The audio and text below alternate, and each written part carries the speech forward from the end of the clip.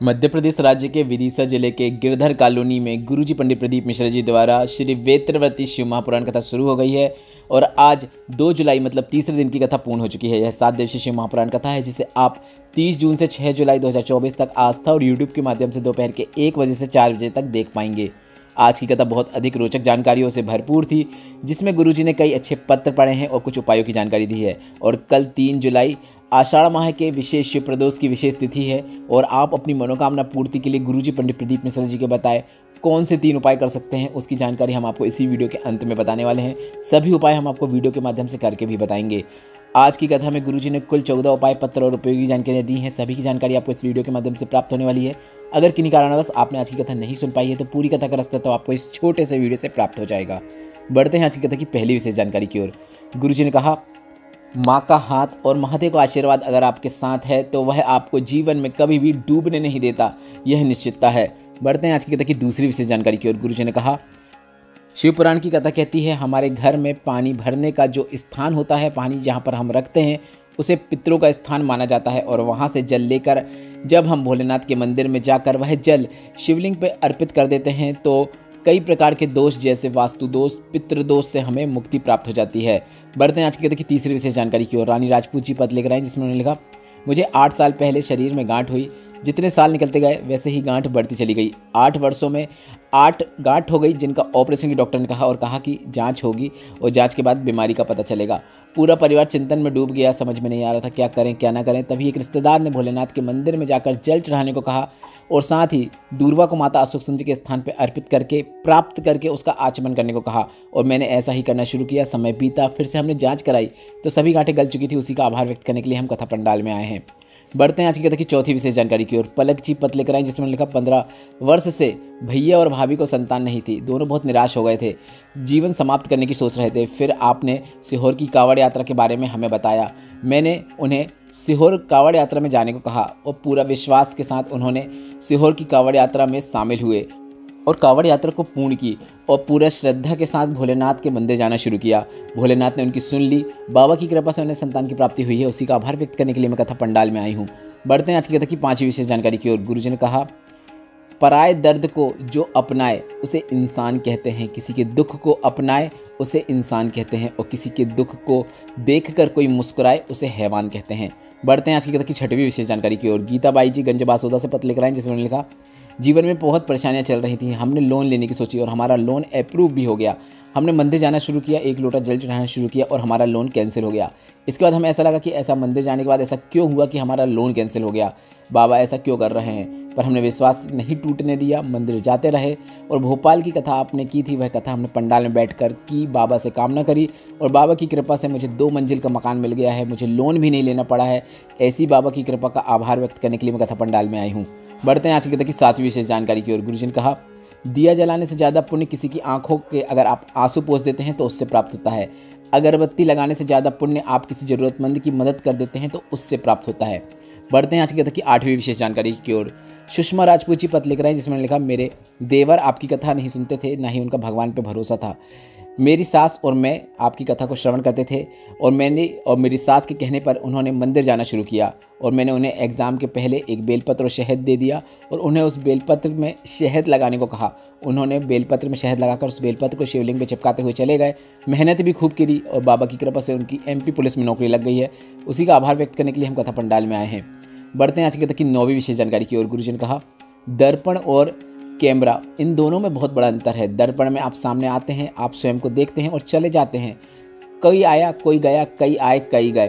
पर दर्पण वह फ़ोटो को अपने अंदर नहीं समाता है। पर कैमरे में जब आप फ़ोटो लेते हैं, खुद को देखते हैं तो एक के बाद एक फ़ोटो उसमें इकट्ठी होती चली जाती है, उसकी मेमोरी में भरती चली जाती है और एक समय ऐसा आता है मेमोरी फुल हो जाती है और मोबाइल हैंग होने लगता है। उसी तरह आपको भी दर्पण जैसा बनना है। आपको अगर कोई कुछ कह रहा है तो आपको उसको अपने मन में नहीं रखना है, उसको तुरंत निकाल देना है। आपको कैमरा नहीं बनना है कि अगर आपको किसी ने कुछ कहा आपने उसे मन में रख लिया, किसी ने कुछ कहा, किसी ने ताना दिया, आपने उसे अपने मन में रख लिया। ऐसा करते करते लंबे समय तक आपके मन में बहुत सारी बातें भर गई और आपके मन में टेंशन होने लगा और आपका मन भी मोबाइल कैमरे की तरह हैंग होने लगा। इसलिए आपको दर्पण बनना है, कैमरा नहीं। बढ़ते हैं आज की कथा की 10वीं विशेष जानकारी की ओर। गुरुजी ने कहा, दुनिया में जितनी गाली किसी को नहीं पड़ती होगी उतनी गाली सीहोर वाले महाराज को पड़ती है। आज गुरुजी ने काफ़ी बड़ी बात कही है और यह बात गुरुजी ने अभी हाल ही में जो गुरुजी के साथ हुआ है, लोगों की जो प्रतिक्रियाएं थी उसके ऊपर कही। गुरुजी ने कहा, दुनिया में जितनी गाली किसी को नहीं पड़ती होगी उतनी सीहोर वाले महाराज को पड़ती है, और कोई और होता तो उसको बॉटलें लग जाती और वह हॉस्पिटल में भर्ती हो जाता। फिर इसके बाद गुरुजी ने कहा, पर जिसके सर पे हाथ है प्रभु तेरा, तो दुख काहे का होवे प्रभु उसको। काफ़ी अच्छी लाइन कही। गुरुजी ने कहा कि जब सर में महादेव का हाथ है तो फिर चिंता काहे की करना, काल भी उसका क्या करे जो भक्त है महाकाल का। बढ़ते हैं आज की कथा की 11वीं विशेष जानकारी की ओर। गुरुजी ने कहा, गंगा जी कहाँ से निकलती हैं? शंकर भगवान के सर से ही निकलती हैं, जटाओं से निकलती हैं। शंकर भगवान की शिव महापुराण कथा कहती है, उसके विद्येश्वर संहिता में वर्णन देखने को मिलता है कि भोलेनाथ पे चढ़े हुए जल को अगर हम चरणामृत को आचमन करते हैं, मतलब जल को हम पीते हैं, तो हमारे सारे पाप नष्ट हो जाते हैं, समाप्त हो जाते हैं। बढ़ते हैं आज की कथा की 12वीं विशेष जानकारी की ओर। अब हम आपको शिव प्रदोष जो कि 3 जुलाई को है, उसमें आप गुरुजी पंडित प्रदीप मिश्रा जी के बताए पिछले वर्षों के कौन से उपाय कर सकते हैं, उन्हीं की जानकारी हम बताने वाले हैं। यह उपाय गुरुजी ने अपनी पिछले 1 साल में हुई शिव महापुराण कथा के दौरान बताए हैं, जिसे गुरुजी ने सभी से उपाय को प्रदोष की विशेष तिथि में करने को कहा है। और 3 जुलाई को विशेष शिव प्रदोष है और सावन के पहले आने वाले इस विशेष प्रदोष में आपको यह विशेष उपाय करके अधिक से अधिक लाभ प्राप्त करना है, अपनी मनोकामना पूर्ति करना है। गुरुजी ने कहा, एक विशेष उपाय है जिसे आप, अगर आपका प्रॉपर्टी का झगड़ा चल रहा है, अदालत में पति पत्नी का झगड़ा चल रहा है, भाई भाई का झगड़ा चल रहा है, किसी ने आप पर गलत केस लगा दिया है या फिर कोई प्रशासनिक कार्यवाही चल रही है, तो आपको एक सरल उपाय करना है। आपको 5 चीज़ें लेना है, एक बेलपत्र, एक शमी पत्र, एक दूर्वा, एक कनेर का पुष्प और एक चावल का दाना। इन सभी चीज़ों को अपने हाथ की हथेली में ले लेना है। आप वीडियो के माध्यम से देखकर समझ सकते हैं। और रंगेश्वर महादेव, कुंदकेश्वर महादेव, चंपेश्वर महादेव, इन 3 महादेव के नामों का स्मरण करना है। फिर से सुन लीजिए, रंगेश्वर महादेव, कुंदकेश्वर महादेव, चंपेश्वर महादेव, इन तीनों महादेव का नाम का स्मरण करते हुए बेलपत्र के वृक्ष के नीचे की मिट्टी का उपयोग करते हुए एक आपको गोल लिंगनुमा आकृति बना लेना है और एक दीपक प्रज्वलित करना है। दीपक लगाने के बाद इन सभी चीज़ों को आपको उस लिंगनुमा आकृति में जो आपने बनाई है बेलपत्र की वृक्ष की मिट्टी का ही उपयोग करते हुए सभी चीज़ों को आपको उसमें अर्पित कर देना है। इसके बाद आपने अगर जल लाया है तो उस जल से आपको भोलेनाथ का जल अभिषेक भी कर देना है। गुरुजी ने कहा, जब आप यह सभी चीज़ कर देंगे, इसके बाद आपको वह सामग्री उठा लेना है जो आपने अर्पित की है और उसे लेकर आपको घर आना होगा। पर जब आप सभी सामग्री उठा लेंगे, उसके बाद आप बेलपत्र के वृक्ष के नीचे जो लिंगनुमा आकृति बनाए हैं, जल से आप उसका वहीं पर विसर्जन कर सकते हैं। वहीं पे आप उसको मिट्टी में मिला सकते हैं जल डालते हुए।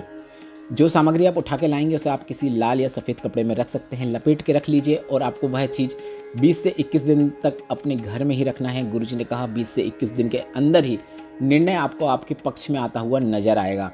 यह चीज़ें आप 21 दिनों के बाद विसर्जन कर सकते हैं, कोई नदी या तालाब में उसे डाल सकते हैं। यह उपाय आप किसी विशेष सोमवार, प्रदोष, मासिक शिवरात्रि में करके अधिक से अधिक लाभ प्राप्त कर सकते हैं। बढ़ते हैं आज की कथा की 13वीं जानकारी की ओर।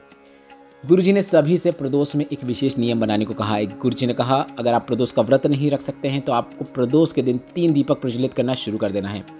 यह 3 दीपक प्रज्वलित करने से आपके जीवन के जितने भी दुख, तकलीफ और कष्ट हैं, पैसा नहीं आ रहा है, बीमारियां हो रही हैं, यह सभी कष्ट दूर हो जाते हैं। नौकरी लगती है, व्यापार अच्छा चलता है और घर से बीमारियां भी दूर होती है। आपका जीवन में सुख शांति देखने को मिलती है। 3 दीपक में आपको 2 दीपक में लंबी बाती का उपयोग करना है और 1 में गोल बाती का उपयोग करना है। सभी में आप गाय के देसी घी का उपयोग कर सकते हैं। पहला दीपक आपको बेलपत्र के वृक्ष के नीचे शाम के समय प्रदोष काल में प्रज्वलित करना है। इसमें आपको लंबी बाती वाला दीपक प्रज्वलित करना है। दूसरा दीपक आपको भोलेनाथ के मंदिर में गोल बाती वाला प्रज्वलित करना है। तीसरा दीपक आपको जब आप लौट के मंदिर से अपने घर आएंगे तो मुख्य द्वार में सीधे हाथ की ओर आपको तीसरा दीपक प्रज्वलित कर देना है।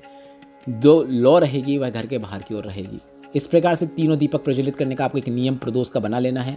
वर्ष भर में जितनी भी प्रदोष आती हैं आप यह नियम करके देखिए। अगली महाशिवरात्रि जब आएगी, जब आप देखेंगे कि 1 वर्ष के अंदर आपके जीवन में क्या बदलाव आया है, आपको लाभ जरूर देखने को मिलेगा। यह नियम आपको अपने जीवन में धारण करना है। बढ़ते हैं आज की कथा की 14वीं और अंतिम जानकारी की ओर। गुरुजी ने भोपाल की महामृत्युंजय शिव महापुराण कथा में बिल्कुल नए मनोकामना पूर्ति उपाय की जानकारी दी थी, जिसे आपको कैसे करना है आप देखकर समझ सकते हैं। बेलपत्र की 3 पत्तियां जिस स्थान में मिलती हैं उस भाग में आपको पीला चंदन लगा लेना है। इसके बाद बेलपत्र को आपको 108 बार महामृत्युंजय मंत्र का जाप करते हुए शिवलिंग पर अर्पित करना है।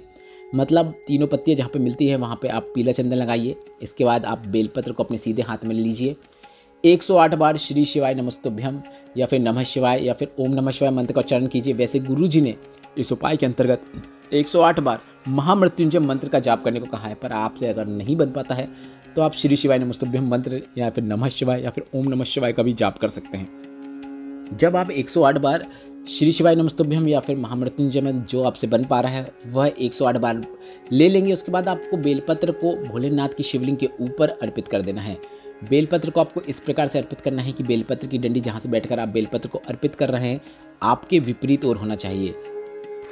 प्रयास करें कि उत्तरमुखी होकर यह उपाय करें और बेलपत्र को इस प्रकार से अर्पित करें कि बेलपत्र की डंडी जलाधारी की ओर हो। बस इतना ही करना है। यह उपाय भी आप किसी विशेष मासिक शिवरात्रि, प्रदोष या फिर विशेष सोमवार की अष्टमी के दिन करके अधिक से अधिक लाभ प्राप्त कर सकते हैं। आप जो भी कामना करेंगे भोलेनाथ उसे शीघ्र पूरी कर देते हैं। गुरु जी का बताया यह बहुत विशेष और अचूक उपाय है जो कि आप मनोकामना पूर्ति के लिए, किसी भी प्रकार की मनोकामना के लिए कर सकते हैं।